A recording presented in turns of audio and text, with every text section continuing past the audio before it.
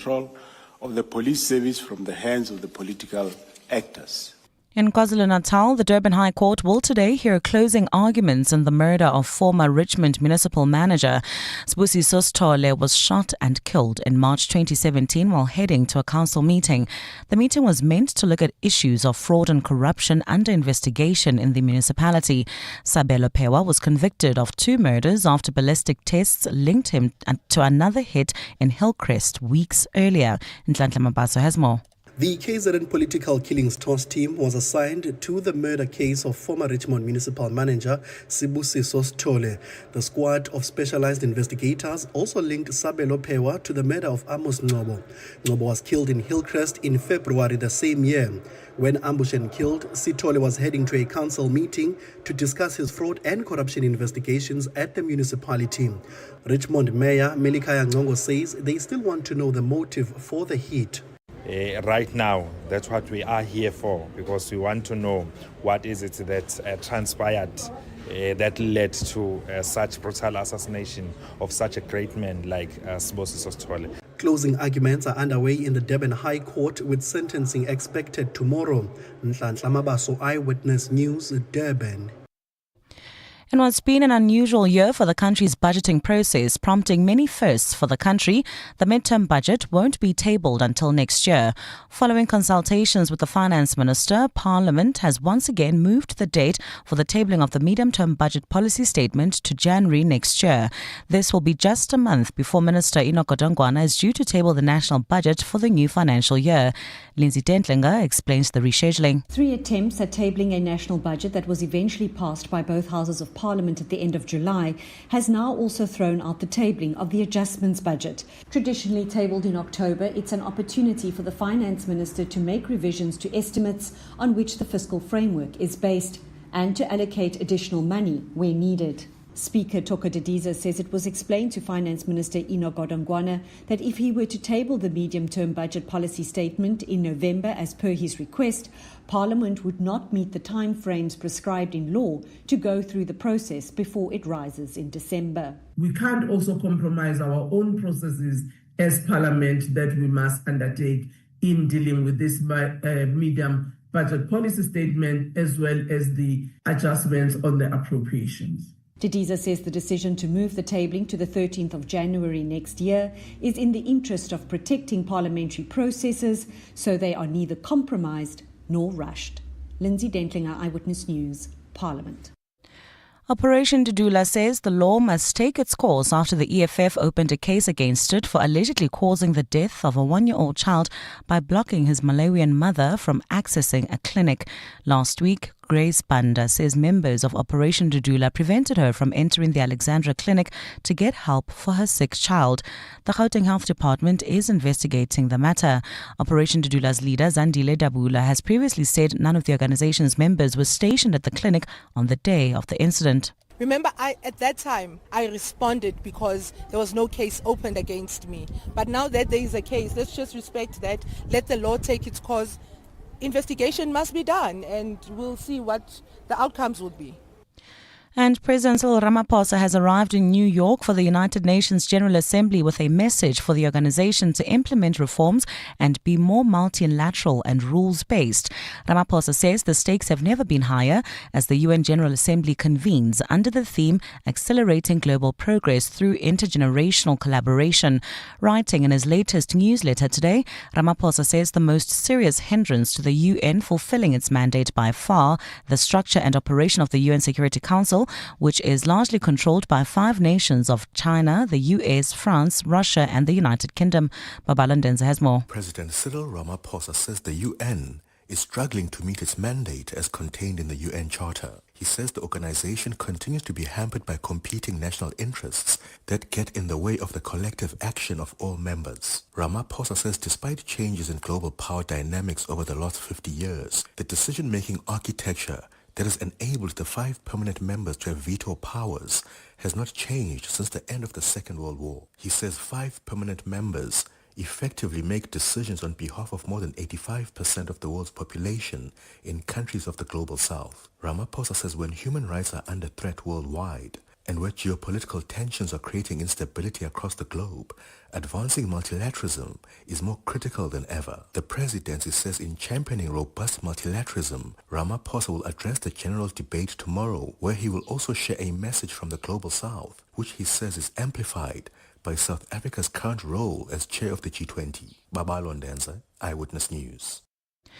Gold's trading at $3,721.67 an ounce. The rand's at 17.29 to the dollar, at 23.33 to the pound, at 20.34 to the euro. Brent crude oil's at $66.68 a barrel. Erasmus Park heading towards Pretoria. There's an accident seen N1 northbound before Rigel Avenue, causing heavy delays all the way from John Foster. There's also slow-moving traffic that's approaching the intersection of Steve Biko and Jeff Masemola.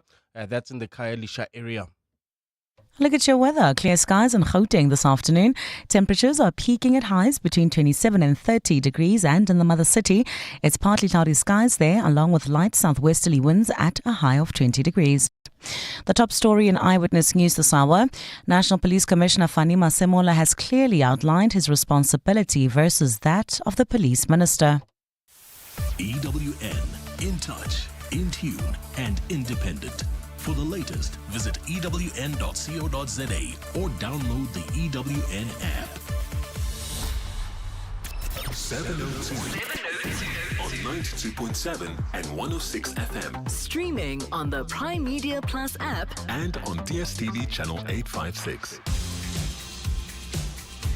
Midday Report with Mandy Wiener on 702 Cape Talk is brought to you by Nedbank Commercial Banking. Think bigger. Think Nedbank Commercial Banking. walking this talk together. Every hour. Every day. This is 702. Let's walk the talk. Very good afternoon to you. I'm Jane Dutton in for Mandy Wiener, and it's a packed Monday. National Police Commissioner Fani Masemola is on the stand at the Madlanga Inquiry, answering questions and claims of presidential meddling in policing and disbanding the Political Killings Task Team. We'll cross over to Oren Singh for the latest. In Durban, sentencing looms for the man convicted of killing former Richmond municipal manager Sibusiso Sithole. We'll also unpack the crisis facing cancer patients at Charlotte Maxeke Hospital. And what do you make of Helen Zille's big reveal as the DA's new mayoral candidate for Joburg? She was on Nele and the Club this morning, so we'll play you a clip from that interview. And as always, if these stories hit home and you want to add the conversation, get in touch with us. Send us your questions, your WhatsApp messages to 072 702 1702. Because this journey is better taken together. Let's walk the talk. 702. So we've been listening to the National Police Commissioner this morning, Fani Masemola, who's been telling us about his job, about the Killings Task Team, and we obviously expect to hear a lot more. He is the second witness to appear before the Commission. Slantla Mkwenazi was the first to testify last week, where he painted a picture of an ailing police force influenced by political agendas to the benefit of private companies and business people. Let's listen to what Fani Masemola had to say this morning when he touched on Minister Senzo Mkunu's order to disband the Political Killings Task Team. My understanding is that the minister is responsible to issue a national policing policy. In other words, that is the direction in terms of what are the priorities that we need to do as the police. For example, there could be priorities about, let's say, gangsterism or cash in transit that is troubling the country. That is a strategic direction that we need to deal with that. But the how part of it, how many resources are going to use, of course, I will inform the minister as to what resources are going to use. But the how part of it, it is according to me, is an operational matter where I will decide how many resources in terms of personnel, vehicles, and how are we going to do this job. I don't expect the minister to say, get involved into the how part of it in terms of executing the functions. But I expect that he can identify the priority.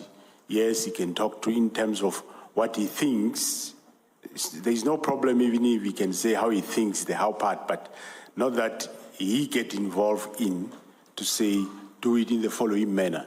So in this case, my issue is, for example, in this case of the political killings task team, it is a task team that is working at a lower level under a provincial commissioner. If ever he found anything wrong with the task team, he could say, that task team, I think you need to disband it, and we can engage in the terms of the why and how and so on. But to go further to say disband, but then after saying disband, then you go further to say now, not even tomorrow. I think that is totally encroachment into the mandate of the National Commissioner in terms of performance of my duty. Interesting stuff there from the Police Commissioner. Our reporter, Oren Singh, has been listening in this morning. Oren, what more did he say about the Killings Task Team and what his job requirements were?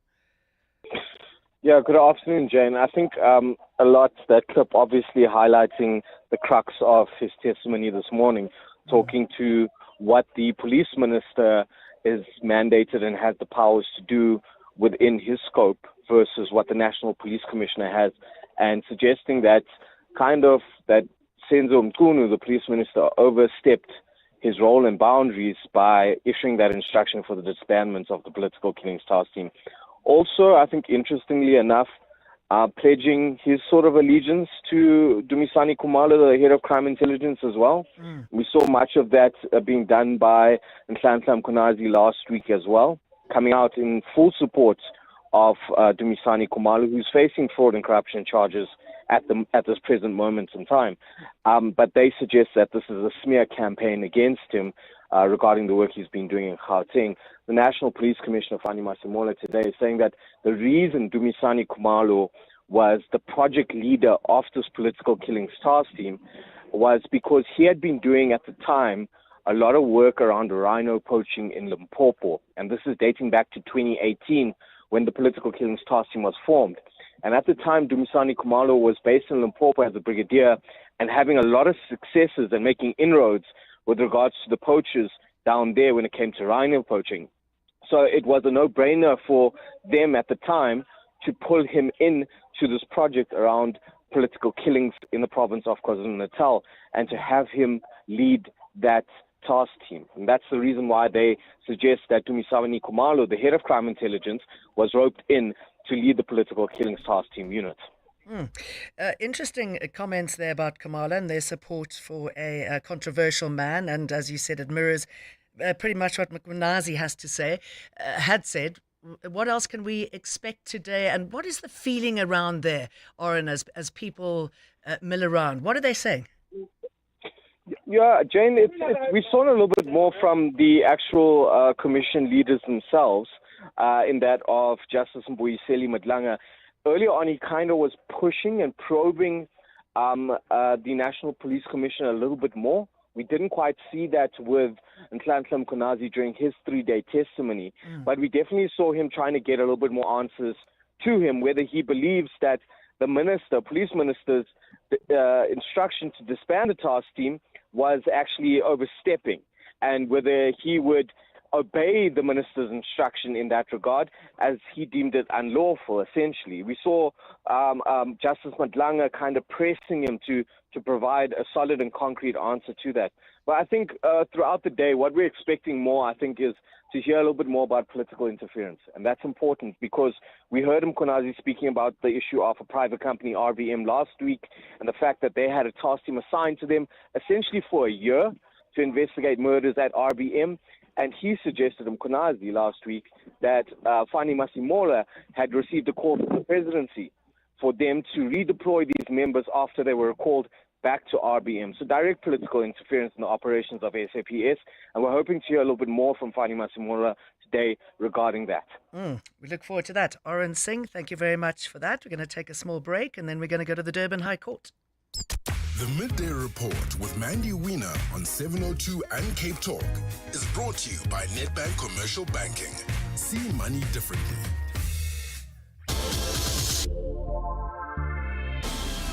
Real growth needs more than just banking, and Nedbank Commercial Banking is your growth partner. Their team of industry experts understand your business and its potential, offering insight to help you see opportunity where others see obstacles. Because when you can see what others don't, you can do what others can't. Think bigger. Think Nedbank Commercial Banking. See money differently. Nedbank is a licensed FSP and registered credit provider. T's and C's apply. Life has its own rhythm, but muscle and joint pain may upset the beat. Noflex Gel.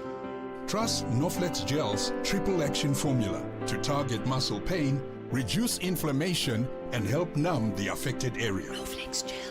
So, get your beat back and reclaim the rhythm of life. Noflex Gel.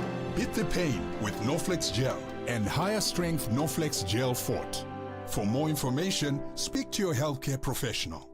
You've reached in his Renault Duster en route to Dullstrom. This journey is taking to try a sport far more boring than its name might suggest. Fly.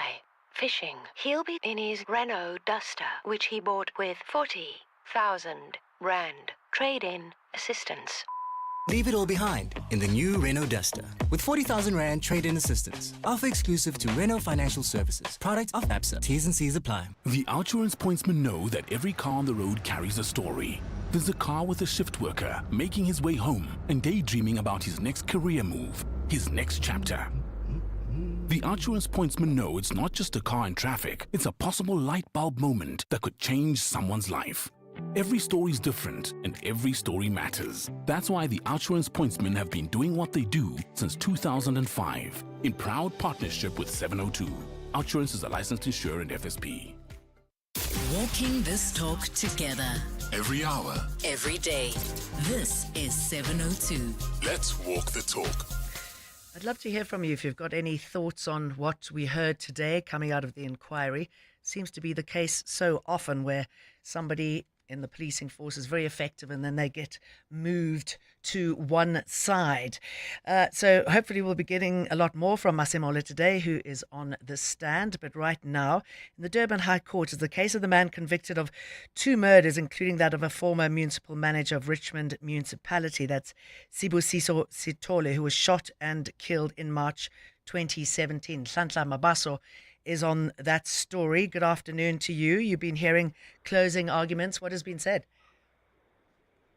Well, the state is, Jane is closing its case, basically stating the fact that this accused has now been convicted. In fact, he is now a convicted murderer. You'd recall that the municipal manager we're talking about was shot and killed by heading to a municipal council, which he had called or convened.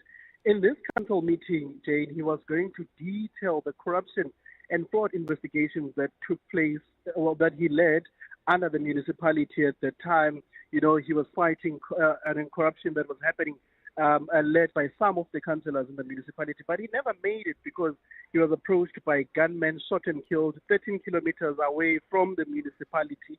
And when the political task team took over this case after its establishment, a year later after this particular incident, when President Cyril Ramaphosa established the political task team to probe politically motivated killings in KZN, a ballistic report linked the gun used to kill Sithole with Amos Ngobo, who was shot and killed weeks before Sithole. Now, this is why he was convicted on both charges, Jane, but also the state convicting him for attempted murder of police officers, because it's alleged that when the police officers approached him to arrest him, he shot at the police officers. That's why he also got that in his role. But you know that he's also convicted for firearm and ammunition-related charges. Well, the municipality mayor today was in court. Melikaya Ngongo is basically happy that indeed at last he was convicted.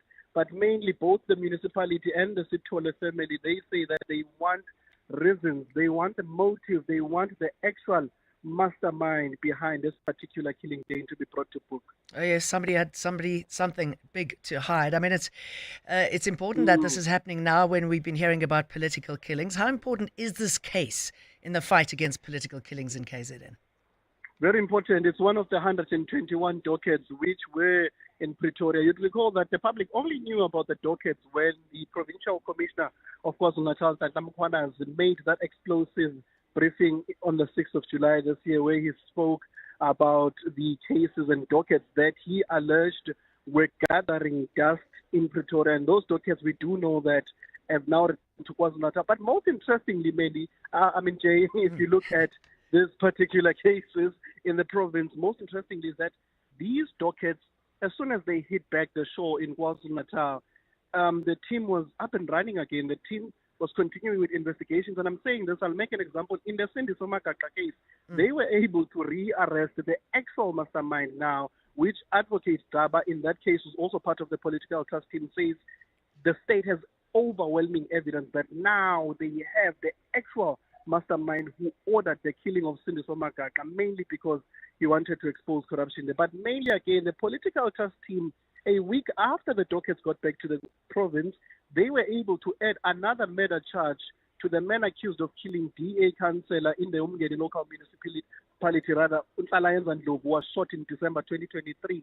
The political task team rearrested that suspect and then laid another charge to say before he killed Ndlovu, he had shot and killed 2 other people, including his own relative, who was also a traditional leader like him. So very important that while there are talks about this political task team and the work that General Mkwana's claims was disrupted, when these dockets are back in KZN, I think for members of the public, it's exciting that they see that investigations are continuing, but mainly, Jane, for the families of the victims. In this case, the Sithole family says tomorrow, when this sentencing is handed down, they want to actually know the motive and the main suspect and the main person who ordered this hit. They say while this particular person has been convicted, they want the actual mastermind.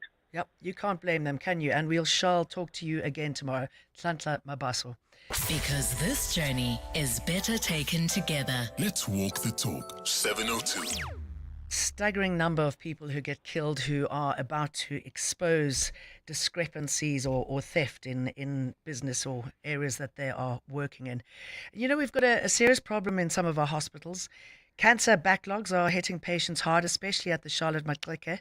The Cancer Alliance has twice won court orders forcing Gauteng Health to act, but instead the department keeps appealing. So patients are waiting for life-saving therapy while public money goes into legal fights. Let's bring in the Professor Devern Ramia, Head of Radiation Oncology at the Charlotte Maxeke Academic Hospital. A very good afternoon to you. Let's look at this court case first. What do you know about it, and what impact is it having on the work that you're doing? Hi, Jane.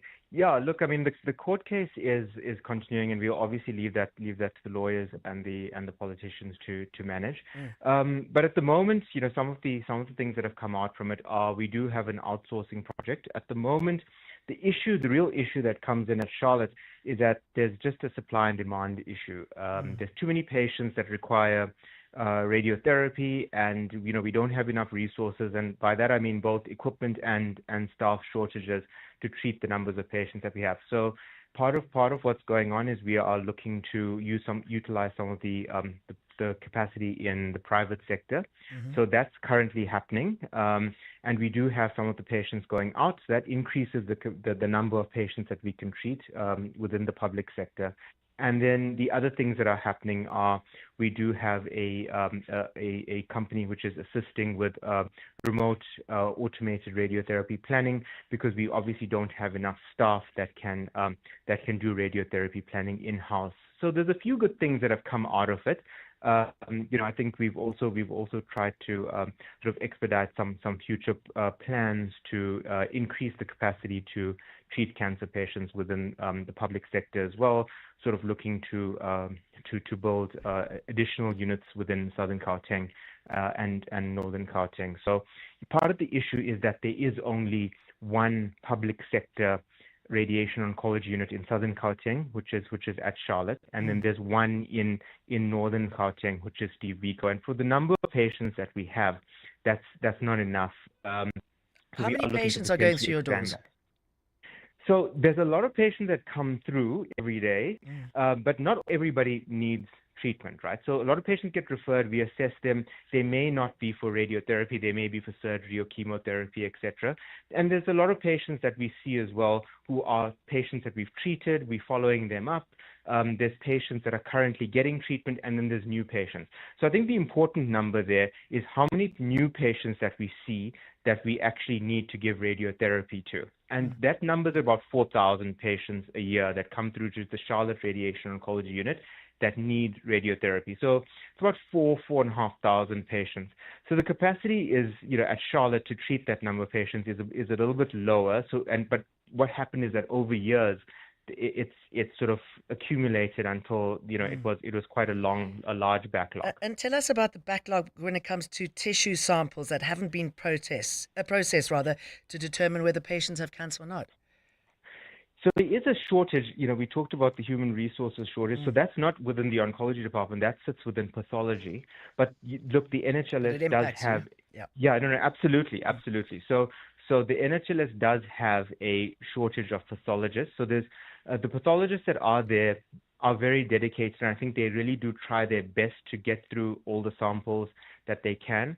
But again, there's physically only so many that one doctor can look at. And so what's happened there is that they do now have a backlog of samples. So when patients have biopsies, if they're potentially suspected to have a cancer, they go through to a surgeon, for example, that will biopsy that area. It gets sent off to the lab, and then it's not looked at immediately, and sometimes it can sit there for quite a while before it's looked at. A report is written, then it goes back to the treating doctor who did the biopsy, and then he sees that they've got a cancer. Obviously, if that time period there's a lag between the biopsy and the report being sent to the doctor, that could potentially sort of increase the sort of waiting time for the patient as well. So it's not just waiting for treatment. It's waiting for the diagnosis is also part of the issue as well. All right, Professor, thank you very much for updating us. I should imagine if the Gauteng Health Department is able to act and walk away from the courts, we might see a little bit of extra help heading your way. Professor Devern Ramia, thank you very much. Walking this talk together. Every hour. Every day. This is 702. Let's walk the talk. So we know that the DA is conducting an oversight visit to this very hospital because of the large number of tissue samples, which we've just been talking about, that have not been processed to determine whether patients have cancer or not. So this obviously leads to late diagnosis, and the professor was telling us there about the negative impact it has. So I'm just wondering what the DA is hoping to achieve, because obviously when you are involved or affected or have cancer, what you need is immediate treatment and not to be caroled into other hospitals, which is what's happening at the Charlotte Maxeke. Jabulile Mbata, the EWN reporter, is on the story. Tell us what's been going down. Good afternoon, Jane. As your previous speaker actually correctly indicated that, the NHLS does have a problem. In earlier reports from EWN, they came on correcting what the DA had said, saying that the 12,000 samples that the DA is saying that is a backlog is incorrect. But today they've now corrected their own statement, saying although the samples are processed, there are not enough pathologists to give off a final report, which means that, if you're a patient and you've had a biopsy done, you don't really know what the final result is because there's not enough to sign it off. So obviously the DA was then saying, then what is the solution to this problem? And they are saying that they are inundated, and it is because of the shortage of stock, and even looking to the Jabulile, it's a really bad line, so we are going to leave it there. But the DA putting the focus back onto the problems that we are seeing at the Charlotte Maxeke Hospital. 12:30, time for the news headlines. Thanks, Jane. Good afternoon. National Police Commissioner Fani Masemola claims that the decision to issue an instruction to disband the political killings task team was an encroachment on his powers by Police Minister Senzo Mchunu. Masemola is testifying at the Madlanga Commission of Inquiry sitting at the Bridget Mabandla Justice College in Pretoria today. Masemola says Mchunu could have suggested the disbandment of the task team and initiated a conversation with himself and KwaZulu-Natal Police Commissioner Nhlanhla Mkhwanazi around his reasoning thereafter. In what's been an unusual year for the country's budgeting process, prompting many firsts for the country, the midterm budget won't be tabled until next year. Following consultations with the Finance Minister, Parliament has once again moved the date for the tabling of the medium-term budget policy statement to January 2026. This will be just a month before Minister Enoch Godongwana is due to table the national budget for the new financial year. And in Southeast Asia, thousands of people have been evacuated in the Philippines as a super typhoon described by regional authorities as potentially catastrophic made landfall in the country's northern region. Super Typhoon Ragasa, packing 230 kilometers per hour wind gusts, made landfall today, with the country's weather authority warning it's expected to barrel west towards southern China. Those are the headlines. This Eyewitness News and more at 1 o'clock. EWN Sport. Good afternoon, I'm Tolagele Mganga. We start in Lahore, where the Proteas women have won the toss and elected to bat first in their third ODI against Pakistan. They're currently not without any loss in their innings. For the men, wicket-keeper Quinton de Kock has reversed his retirement from ODIs and has been recalled for the short ball series against Pakistan that starts next month. Temba Bavuma is rested as he continues his recovery from a calf strain, and in his absence, Aiden Markram will lead the side. Shukri Conrad has welcomed the return of de Kock, which comes ahead of the T20 World Cup next year. No, it was quite interesting when we got to Australia, middle of the night. We got to Darwin and just put my head on the pillow at about 2 a.m. when my phone rang, and it was Quinny. And I chatted for a bit, and I said I'd come back to him in a couple of days, and chatted to a few people, and the rest is history. Great to have him back on board. And Botswana have declared a public holiday to celebrate the country's victory in the men's 4x400 meters at the World Athletics Championships. That's after they became the first African nation to win the event. President Duma Boko hailed the gold medal as a historic African win, while Monday, the 29th of September, is the date scheduled to celebrate the achievement. Botswana edged out the United States, who were the winners of the last 10 world titles, in a rain-drenched race which also saw South Africa taking third place.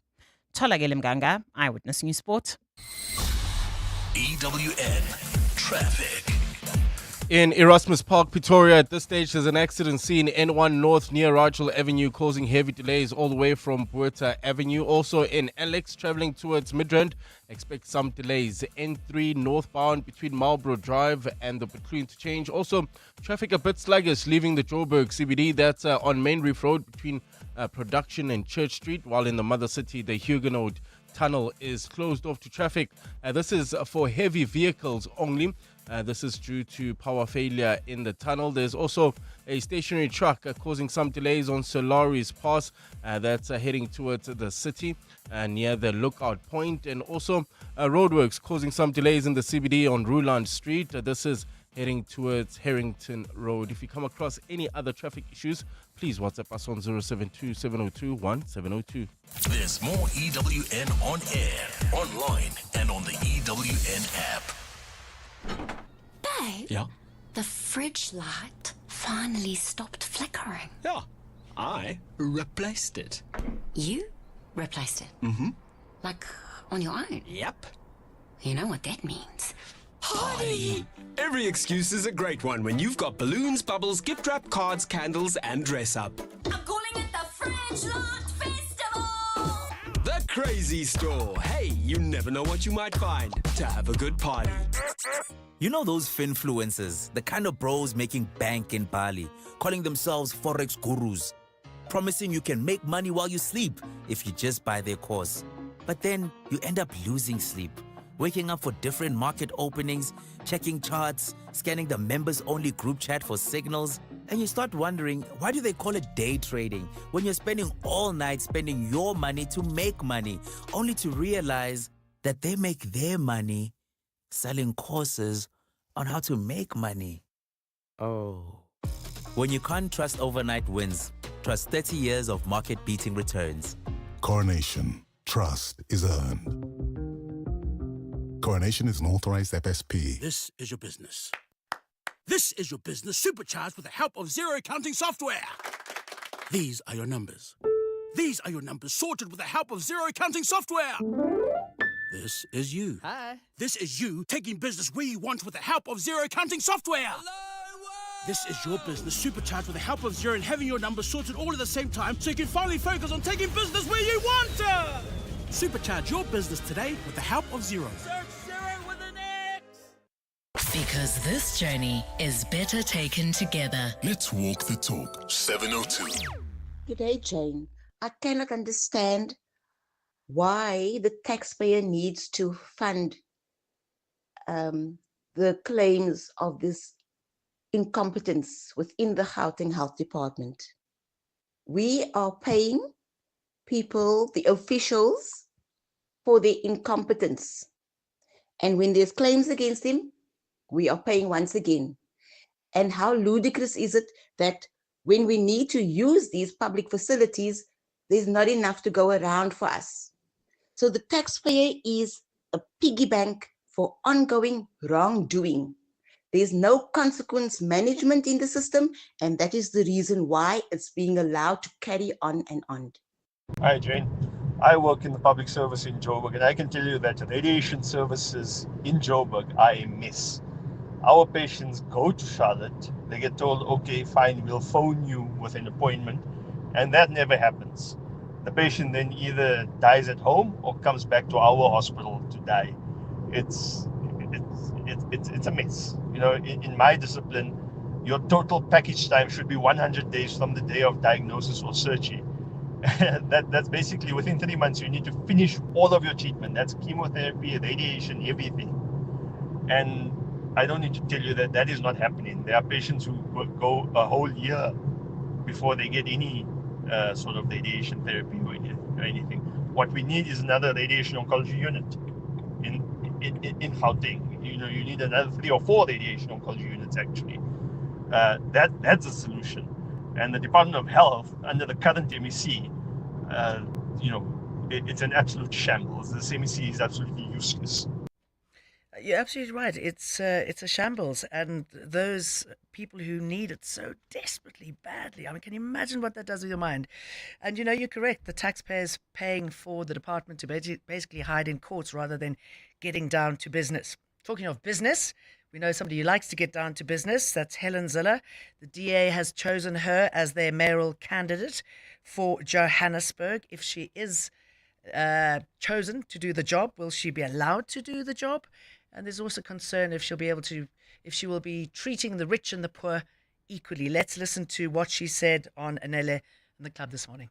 How many clinics belong to the municipality versus the province versus national government? Well, all I can say is that when I am mayor of Joburg, we will focus on the things that Joburg can run and fix them. Is it possible, though, Helen, given the comparisons that we made between Sandton, Alexandra, Camps Bay, Nyanga, to provide the same level of satisfaction from a city and services point of view to people in those two realities, because they exist now? Well, it depends what people think the city can deliver. The city built none of those homes in Camps Bay, and the city has built none of the homes in Sandton.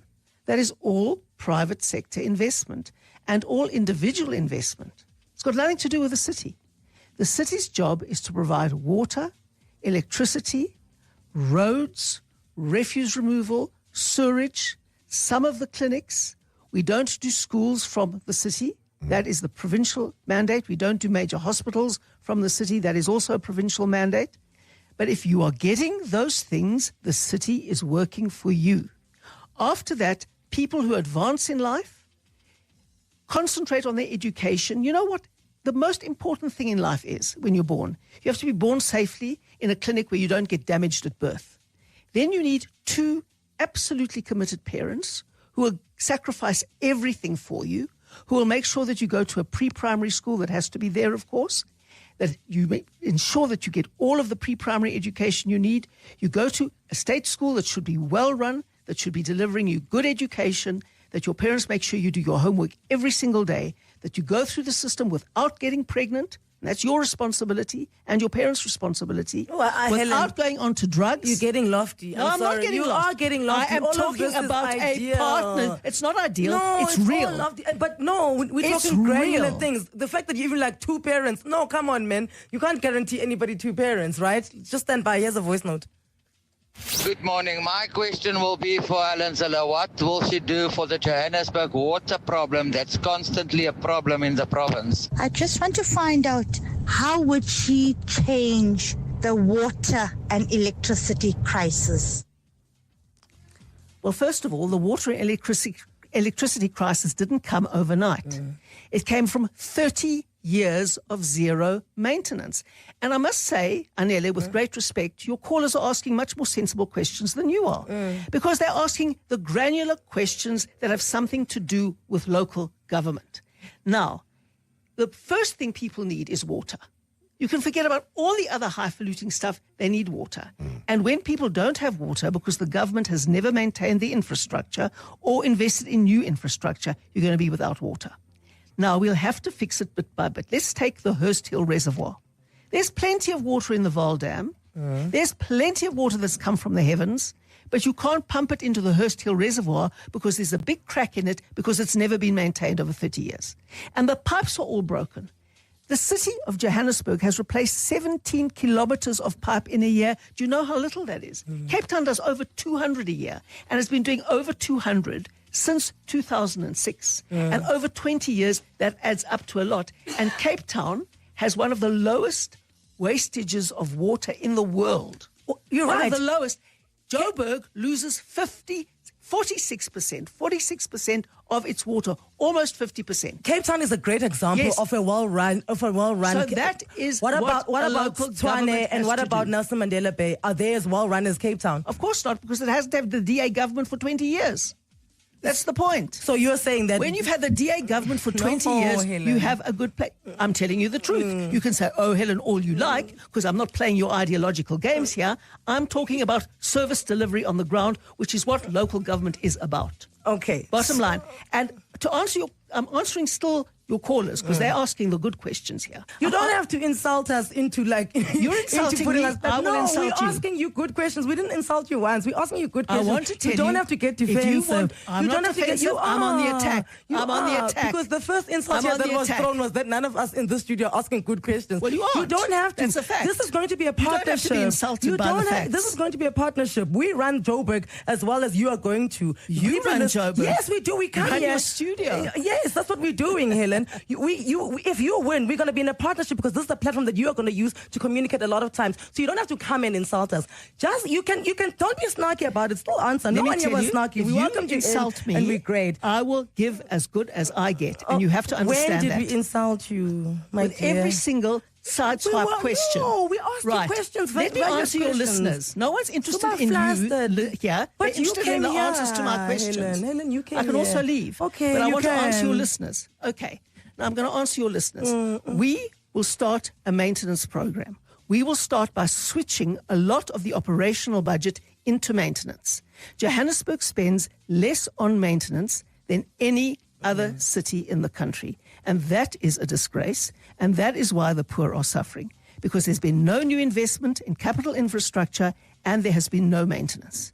And that is a disgrace because all the money has been siphoned off, given to cadres, turned Joburg into an employment creation hub for the ANC and its own cadres. And that is exactly why you're sitting in this problem. We can't fix it overnight. We will have a maintenance plan. We will inform you of what the maintenance plan is. We will deliver on that maintenance plan. And we will do so with experts, not deployed cadres who want to steal the money. Well, that was a rather acrimonious interview this morning between, as we were saying, two very big personalities, with two very opinionated personalities. So let's talk about what's been happening with Operation Dudula. That's the controversial civil group, which has now turned into a political party. They've been sued by the EFF because they accuse them of their actions allowing a Malawian 1-year-old kid to die because they prevented him from going into the hospital. To be Zagorba's on that story, they held a press conference today. What can they say about that? Good afternoon, Mandy. So, good afternoon. I'm Jane. Good afternoon, Jane. Easily confused. My apologies. So what happened, Jane, is it's a very serious matter. Last week, a mother by the name of Grace Banda, she's Malawian, she's a Malawian national. She went to the Alexandra Clinic and she wanted to get assistance for her sickly 1-year-old child. And when she got there were people she says are members of Operation Dudula. They prevented her from getting any medical assistance, and as a result, unfortunately, her 1-year-old child died. Now, the EFF has laid criminal charges against Operation Dudula, saying that, they caused this incident and the police should be investigating. Now, yesterday, which was a Sunday, I did get an opportunity to speak to the Gauteng Health MEC, and she was very heartbroken about this and said that they are going to be investigating the matter. But she also said, as we know that Operation Dudula has over the past few weeks here in Gauteng, but also in KZN, they've been blocking entrances to public healthcare facilities, saying that they want that our healthcare system is strained and that it should only be reserved for South Africans, and that undocumented people should only use private medical care. Now, I did have an opportunity today to speak to Zandile Dudula, the Operation Dudula leader. They were in Soweto today, and put some of the questions to her, and this is what she had to say. We're not blocking people from accessing health care. We're just saying that they should go to private and pay for the services. That's as easy as that. Obviously, you're not Home Affairs officials, so how are you determining, when you are at this thing, how are you determining whether someone is South African or not? They must produce their identity to show that I'm a South African. That's as simple as that. You walk into a facility, you produce that I'm a South African, and you will be gladly allowed to be inside. But if you're not, you will definitely probably have a passport, and if you have a passport, then it means you must pay. Because also what we're saying is that if they want to use our public facilities, they must pay for them. And unfortunately, in the local clinics, there is no method of payment. Yes, only in the hospitals. But even in the hospitals, they don't pay. So all we are saying is that our systems are strained. It cannot take any more people. It's only allocated for South Africans, and it needs to be reserved for South Africans. And maybe in light of the incident that just happened, will you be continuing or will you be tempering down in terms of these blockages at public healthcare facilities? We're not tempering down. We're not backing down. We are continuing with our operations. The allegations and all that, they will be discussed in the courts and all that, but we will continue with our operations. And now they're targeting schools. Yes, so they had an operation today where they went to a number of schools in Soweto, which they believe have children of illegal immigrants. Now, I do have to say that while they were doing this, the Gauteng spokesperson of education, Mr. Steve Mabona, he came to the scene where they were at one of the schools, and he spoke to them and tried to stop them and said that the Gauteng Education Department has a responsibility to ensure that every child, whether documented or undocumented, is afforded an education. Correct. He also went on to say that according to their statistics as the Gauteng Department of Education, a lot of children who are undocumented are not only foreigners, they could also be children who are South Africans. And I think, just the last word for him was saying that the issue of immigration is an issue for Home Affairs and the Border Management Agency. The Gauteng Education Department and schools, they are not there to enforce immigration laws. They are there to ensure that, as the Constitution allows, that every child who comes to a school, wants an education, is afforded that opportunity. So it does seem that, Jane, that Operation Dudula has turned their interest from public healthcare facilities, and now they are targeting schools. The Gauteng Education Department saying that if this continues, they are going to have no choice but to call the police. Teresa Goba, thank you. The Midday Report with Mandy Wiener on 702 and Cape Talk is brought to you by Nedbank Commercial Banking. See money differently. Whenever you hear deep in the heart and art of jazz, think Sia Makuzeni with the big band, Jasmine Horn, Alun Wad, the Baylor Project, Jose James sings Badu, Umusangare, Esperanza Spalding, Michelle Dugiocello, Elaine, Tezo, Munei, Mondli Ngobo, and many other spectacular icons. Think Standard Bank Joy of Jazz Festival. 4 stages at the Sandton Convention Center, 26th, 27th, and 28th September. And take me there. Book via Ticketmaster. This September, Joburg Theatre brings you a powerful mix of drama, music, and dance. Dancing the Death Drill, adapted from Fred Kumalo's acclaimed novel, tells the tale of Pito Mutaung, a South African soldier forever changed by the tragic sinking of the SS Mandy. The cast features Kwenzo Ngobo, Tuli Tabete, and Clint Brink, with choreography by Luyanda Sidia and original music by Maxeke. This is a story of love, loss, and remembrance. Catch it from 9 to 28 September 2025 on the Mandela stage at Joburg Theatre. Dancing the Death Drill, a moment in history brought to life. Book now at joburgtheatre.com. Insurance pulls you in. Pineapple pulls you under. Insurance. Pineapple. Insurance. Pineapple. Pineapple FSP 48650 is underwritten by Omart Insure Limited, a licensed non-life insurer and authorized FSP. Sports Wrap. Sports Wrap. On 702 and Cape Talk. Very good afternoon to you. So it's been quite a busy weekend, Mwande. And let's talk about the Griquas first, who ended their 55-year-long wait for the Currie Cup title. Yeah, absolutely. Good afternoon, Jen. It's one of those wonderful fairy tale stories that happen very few times in professional sport in modern day times, where you have a complete underdog who is not expected to win, who's not expected to do anything but show up on the day, and then they are the ones who leave home or go home with the trophy. And it's so incredible for the Griquas as well, because of the fact that it's Kimberley. They're based in Kimberley, and there was a small group of people who came all the way by bus from Kimberley to come watch their team, and there was a small section of them only at Ellis Park. They sang their hearts out throughout that game, and in the end, their team rewarded them. Oh, and also, wonderful. I think it's very important because of the fact that for them, the Currie Cup is a lot more important than the Lions. Not sorry to say it, but for the bigger unions, the URC and something else is bigger. They don't really, or haven't really taken this competition as seriously as it could have, and it's led to questions about the Currie Cup being devalued. On some level, I think that is true. The Lions did come through with a URC squad for the last couple of games, and it almost took the romance out of the tournament just a little bit, because they smashed the Boland Cavaliers in the semi-finals, and everybody thought that that's what's going to happen again this past Saturday. And an incredible finish to that game, because at one point, everybody thought the Lions had won it. It was 24-23 or 22. Gosh, that's close. And the final whistle had almost been blown. It was past the 80-minute mark. And then we had the TMO calling a penalty, calling everybody back for a penalty, and that they had to slot. And it was also just so romantic and so fantastic that the person who kicked it over has been an enduring servant of South African rugby and Griquas rugby for the last decade and more. George Whitehead. He's been playing and plugging away with the Griquas for years and years and years. And at the end of the day, he got his flowers, which he richly deserves. We should have ended with this. It's such a nice, positive, happy story.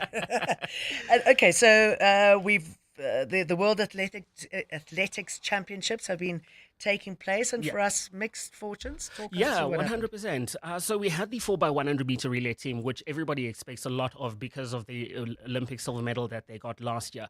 But they didn't get to the final. Firstly, during their heats, they got impeded by one of the Italian runners and didn't end up finishing. Oh. So it was one of those things that they had to test and go through the processes and that, and they got a run off. So it was a solo. They were the only ones on the track, and they had to run a certain time, and they didn't get to it. So they didn't get to the final, which was so disappointing for South Africa, because so much is expected of them, superstar athletes and the like. But it ended up being the 4x400 meter relay team that won South Africa's medal. And again, there's a little bit of poetry and romance in that, because the last time South Africa had won a medal was at the 2017 World Athletics Championships, and the person who won it was Wade van Niekerk. And Wade Finicak was in the 4x400 meter relay team, and he ran an absolutely blistering time, 43.26 seconds, I think it was. Rolling back the years, I mean, everybody knows about his struggles and how he hasn't quite been at his best for many years because of that injury that he suffered many years ago. But, you know, for him to get that moment as well, to get a medal, and also very important for Zakiti Nene, who missed out in the 400 meter final individually, and for Laith Pillay as well, who's been to 2 Olympics. He's still only 22. There's so much for them still to look forward to in their careers. And it's always something happens when you win your first title, your first medal at a global event.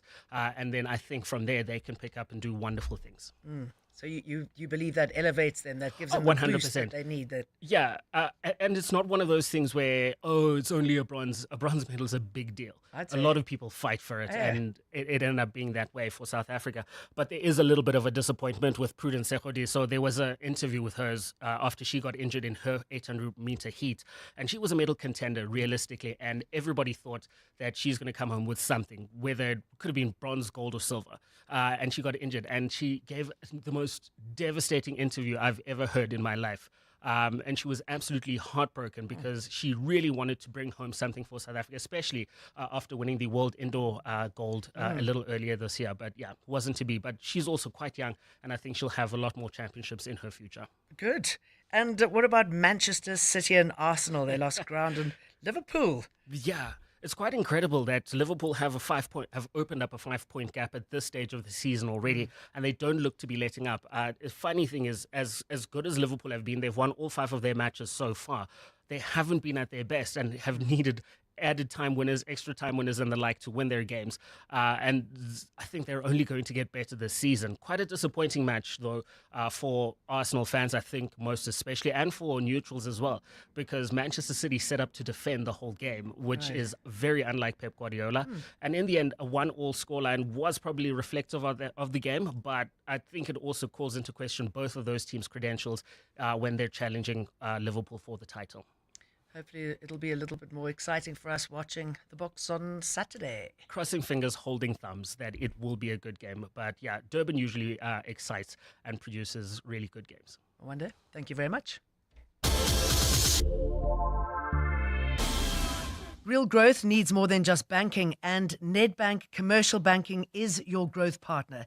Their team of industry experts understand your business and its potential, offering insight to help you see opportunity where others see obstacles.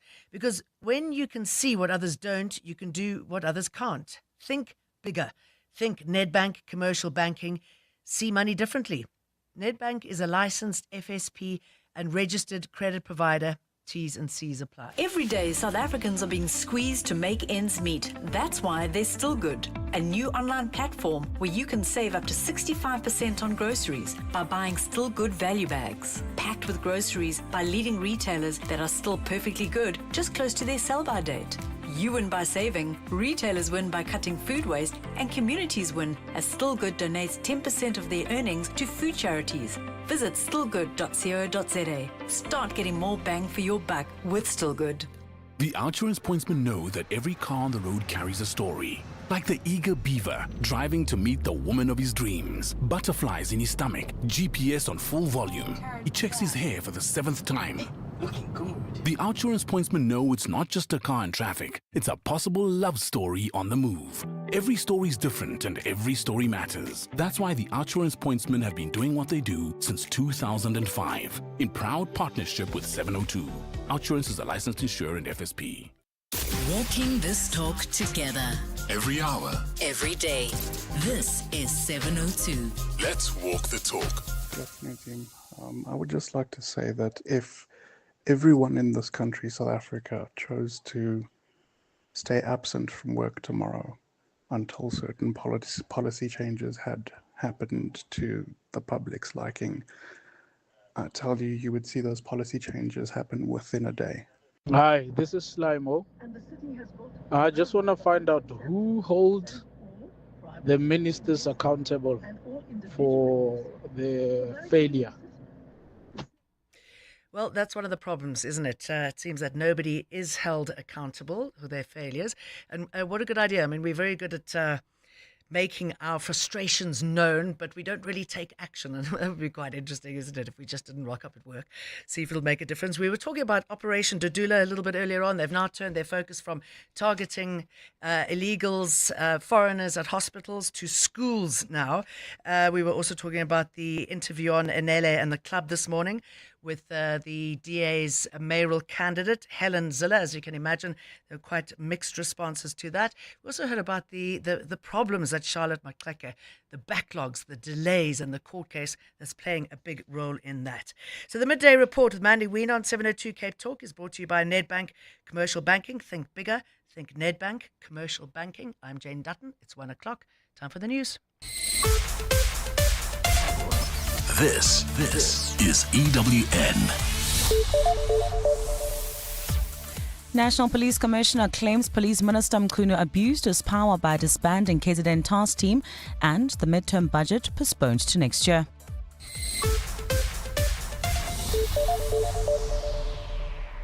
Good afternoon, I'm Maxeke Molapo. We begin with in the capital, where National Police Commissioner Fani Masemola claims that the decision to issue an instruction to disband the Political Killings Task Team was an encroachment on his powers by Police Minister Sinzo Mkhunu.